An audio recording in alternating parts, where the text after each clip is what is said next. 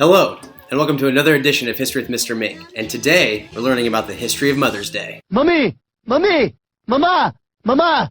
Celebrations that honor motherhood can be traced back to the ancient Greeks and Romans. Mothering Sunday, an early Christian festival, is also thought to be a predecessor to the modern Mother's Day we have now. I'm guessing most of you have heard of Mother's Day, but I'm also guessing most of you don't know the story behind it. Trivia time! Was Mother's Day created in A, 1858, B, 1872, or C, 1905?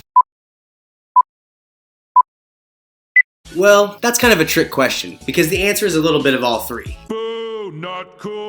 In 1858, before the Civil War, a lady by the name of Anne Reeves Jarvis started Mother's Day work clubs to help teach mothers how to take care of their children. During the Civil War, she organized women's brigades and encouraged them to help no matter which side their men had chosen. After the war, in 1868, she organized Mother's Friendship Day, in which mothers gathered with former Union and Confederate soldiers to help promote reconciliation. A mother herself, she gave birth to 13 children.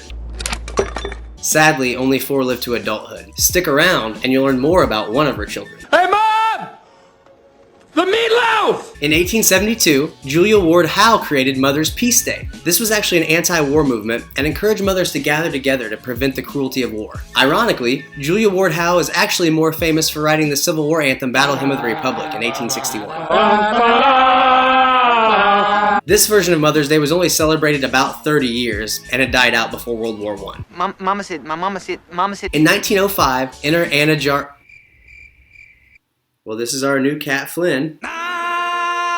In 1905, enter Anna Jarvis, daughter of Anne Reeves Jarvis. She decided to pick up the mantle where her mom left off. Following her mother's death, she decided to establish a day to celebrate mothers all over the world. By 1907, a Mother's Day service was organized on the second Sunday in May in Grafton, West Virginia, as well as in Philadelphia at the Wanamaker Auditorium, where 15,000 people showed up. From there, the popularity spread. In 1911, all U.S. states agreed to observe a day for mothers, and in 1912, Anna started the Mother's Day International Association. In 1914, President Woodrow Wilson designated Mother's Day as the second Sunday in May. Simple, happy ever after story, right?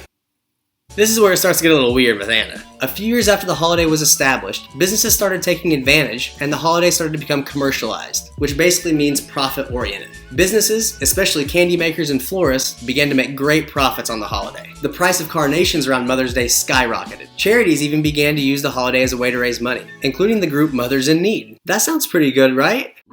She called these groups Christian pirates. Jarvis funded her campaign for Mother's Day with her own money, so seeing others profiting off of a day that she thought would just be spent at home with mothers really irked her. Also, it says she didn't trust fundraisers to be honest with the money. By 1920, she was actually urging people not to buy gifts for their mothers on Mother's Day, and eventually campaigned to have the holiday erased off the calendar. She spent every dollar she had fighting against the holiday she created. Jarvis herself never profited from the holiday. She had filed a copyright patent on the term Mother's Day and threatened to sue anyone who used it in a way that she didn't see fit. By 1944, she had 33 pending lawsuits against people for using the term Mother's Day. By this time, she was 80, blind, and being taken care of in a sanitarium in Philadelphia. She died in 1948 and was buried next to her mother. She never had any children of her own. It's pretty safe to say that Anna didn't succeed in ending the commercialization of Mother's Day. Take our totally original, totally mom bouquet. In 2019, Americans spent $20 billion for their moms on Mother's Day. Just kidding. It was almost $25 billion. That's equivalent to every single person in the US spending $76. This Mother's Day, starting at $29.99. There are more phone calls made on Mother's Day than any other day of the year. 120 million to be exact. It's the third highest selling holiday for flowers in the US and is the busiest day of the year for restaurants. Mother's Day is not just celebrated in the US, but all over the world, with many countries celebrating on the second Sunday of May as well. There are numerous other days throughout the world dedicated to mothers in other countries. That's the history of Mother's Day.